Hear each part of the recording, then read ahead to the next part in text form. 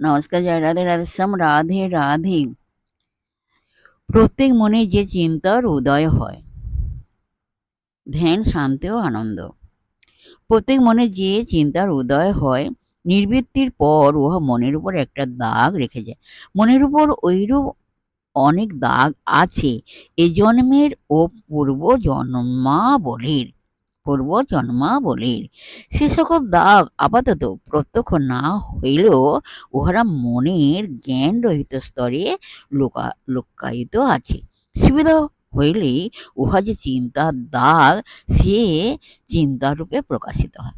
দাগ, রাগের দাগ রাগ রূপে, দেশের দাগ দেশ রূপে, প্রীতির দাগ প্রীতি রূপে ইত্যাদি।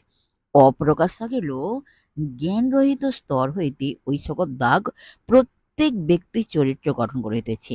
যদি সৎচিন্তার দাগ অধিক হয়, তাহলে সে ব্যক্তির চরিত্র ওই সকল দাগের প্রভাবে সৎ হয়। অসৎ চিন্তার দাগ অধিক হইলে চরিত্র অসৎ হয়। সর্বদা অসৎ কথা, অসৎ চিন্তা ও অসৎ কার্য দ্বারা মনে অসৎ ভাবের দাগ